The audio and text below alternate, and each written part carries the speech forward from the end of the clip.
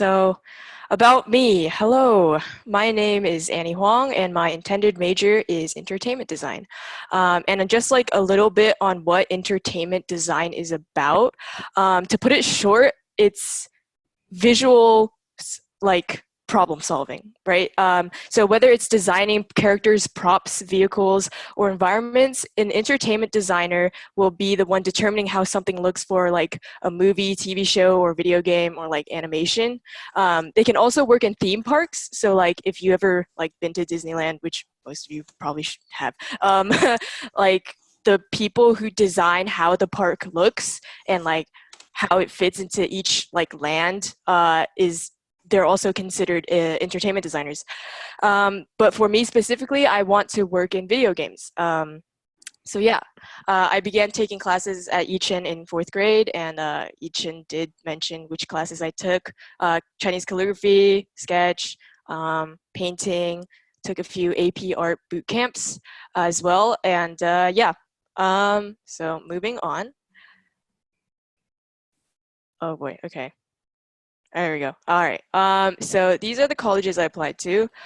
So Art Center was my top choice because they are widely known for having very successful alumni who have been known to like work in Marvel and like Pixar and DreamWorks, various video game companies.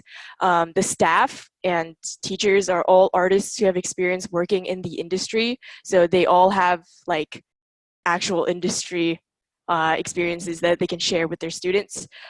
There's an extremely professional and rigorous learning atmosphere. Art Center is probably notoriously known for having a super huge workload for students. And that may be appealing to some people, may be kind of intimidating to others. For me, it was very appealing because people improve at a very fast rate. I also applied to College for Creative Studies, again for industry connections, and they also have one of the better entertainment design programs, which actually not a lot of art colleges have at this point.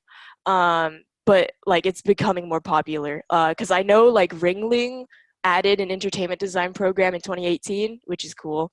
I applied to UCLA because I mean it's like a prestigious school in general.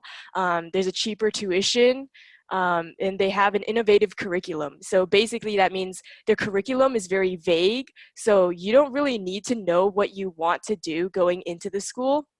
Um, you like even if you just know like I want to do art, like something as vague as that, UCLA's program is pretty like you should look into that because people find out what they want to do during their time in college there. I also applied to LCAD, Laguna College of Art and Design. They offer a major that specifically focuses on game design, which was really appealing to me because I want to work in video games. Again, industry connections with through the staff. They also have a partner program with USC game design students. And as far as I know, USC has the best game design program in the world, which is super cool. So you guys like people in the game design program at LCAD and people from the USC game design program can like collaborate and make games. I also applied to UC Berkeley and UC Santa Barbara, which did not require a portfolio.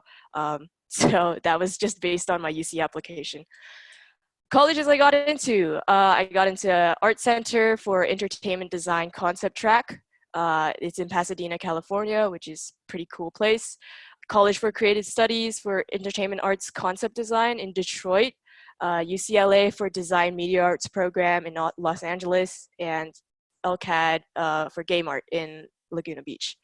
I did not get accepted to UC Berkeley or UC Santa Barbara because, well, I mean, my grades weren't that great. Like they weren't garbage grades, but like obviously not on par with the average GPA of the people who get in. And I didn't have a portfolio to submit.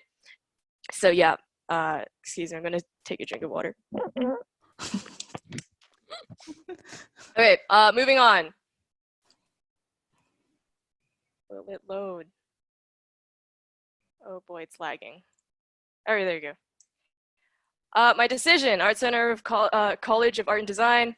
For all the reasons I listed before, it's been my dream school for like as long as I've been in high school, I think. So yeah. So let's move on. Portfolio. I'm gonna go through art centers first. I did not include my entire portfolio for the sake of brevity and to be like more concise. So yeah, so the portfolio guidelines for Art Center is they don't have a restriction on length. They just need you to demonstrate your understanding of design through characters, props, vehicles, and environments. The two big areas of your portfolio for Art Center should be design process and then rendering. So design process is where you show your creativity and your concepts and your like ideas. And then rendering is where where you show your technical skill. There's an optional sketchbook PDF that you can include in your final slide room portfolio thing. And what is required is at least 5 live figure drawings, which is pretty easy to get. And then there's also a video essay where you choose a piece from your portfolio and talk about your process. So I'm gonna start like scrolling through my portfolio. You'll see that my process is pretty much the same no matter what I'm designing. So I'll start off with like these silhouettes at the top here, just to like break out a shape, like a very general shape for the character. And then I'll move into sketches. And then in your portfolio, it's good to like show your thinking process, and you can show that through like your drawings, obviously, and like text. So you'll see like little snippets of text explaining what I did. And the best way to start your art center portfolio is to have a narrative. Like it doesn't need to be a good story because you're going in for designing and art, not writing. But it should be a good enough story where you can like pull characters and vehicles and stuff out of it. So yeah. So my story was based on an Aesop fable called The Crab and the Fox, and I basically developed that into my own kind of unique little story where it's about it's a tribe of crab people, and they're at war battling against this tribe of fox people. So yep, and these are my preliminary designs for the leader of the crab tribe. So he's like a crab king. And then you'll see as oh my God, it's lagging again. You'll see as I go through like the processes, like I'll go back because I'd be very far into a design like this far, like at a detailed sketch, which is usually where you're supposed to be right before you do the render. But then I was like, I don't really like the design, so I'm gonna go back and then start all over from the silhouettes and then move back into a design that I actually like. And this is good because it shows Art Center that you're not super attached to one design. You don't want to show them that you're like indecisive, but you want to show that you have more ideas to offer even after like moving into like one of the final stages. So yep, I ended up with this guy. He's very mean and fat. And yeah, this is the final render, and this is where you want to show you know how to paint, right? Like you want to show you know anatomy and you know like rendering like stuff. So yeah, and then it's basically this process over and over again. So in total, I did 3 characters, 1 vehicle, 2 props, 2 environments, and 3 keyframes.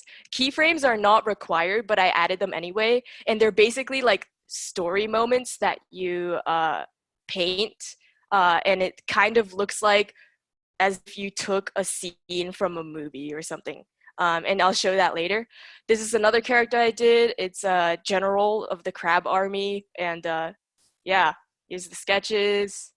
And then again, I took this design all the way into the rendering phase, and then I was like, no, I still don't like it. And then I went back and then redesigned it to a stage where I was happy with. So yeah, always show your process. Don't show like too much, because if you do like a billion silhouettes, it gets kind of redundant. You want to cut out the silhouettes that are like too similar, and like just keep the ones that are super different. But yeah, here's the final rendering for that.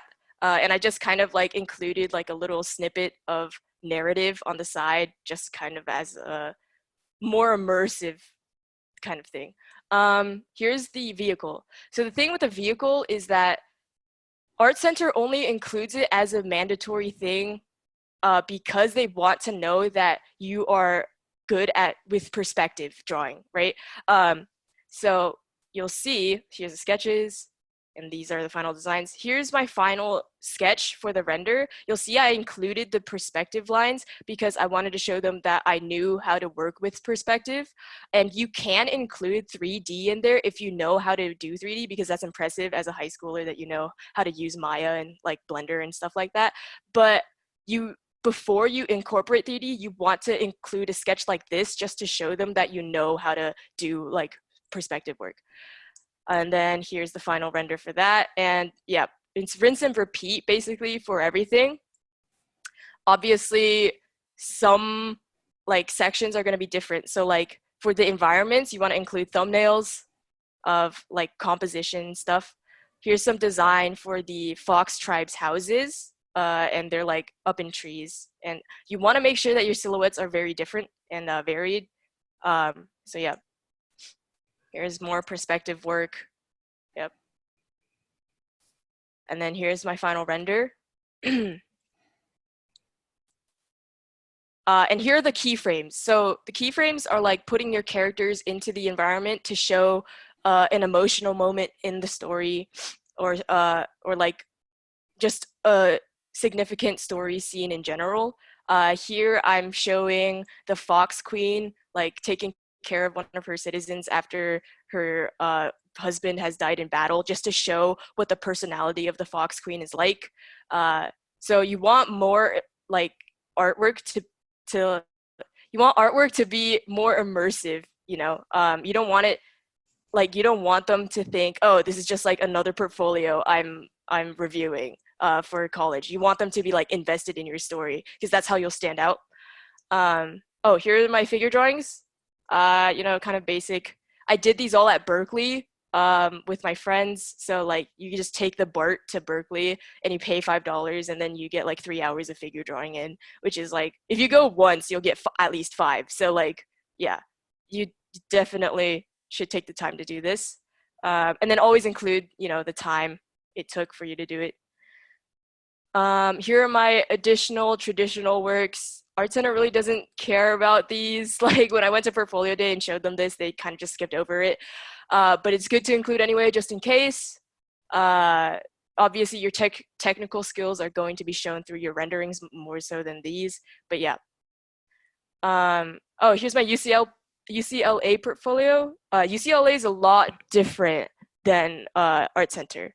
So the guidelines are 5 to 8 unique works.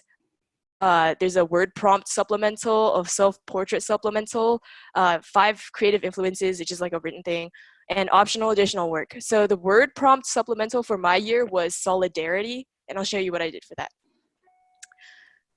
Going through my 5 to 8 unique works, you'll see that these are not drawings, because UCLA values concepts and ideas way more than your technical skill. And for me, I thought the best way to demonstrate my concepts and ideas were to show through like installation type work and like photographs. So a lot of these are like commentary, like social commentary pieces.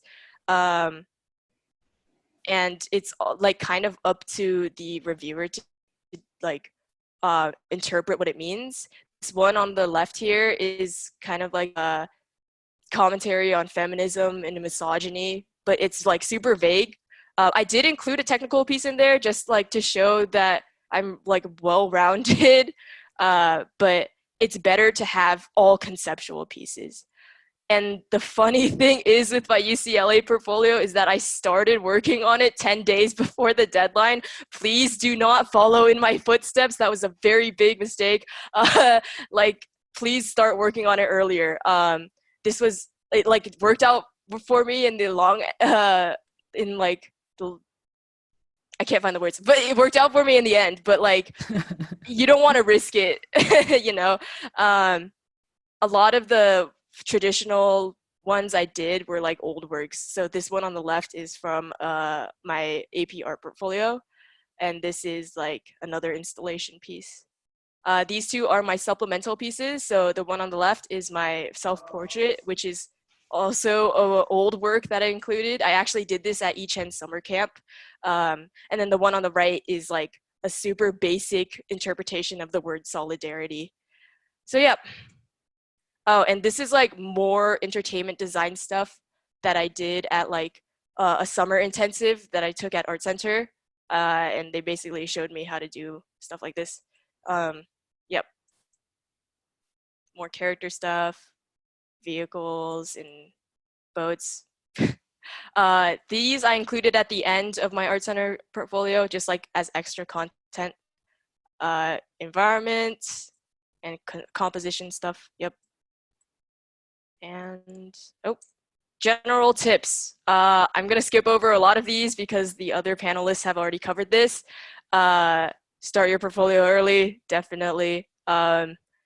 I spent 6 months on my portfolio, working every day for a few hours at least. Um, yeah, take breaks, ask questions, contact the admissions officers, get critiques. All of this has been covered, so I'll just skip this. And yeah, you can do it. Thanks for listening. Good luck. Oh, and here's my contact information at the bottom here. So, yep, that's it.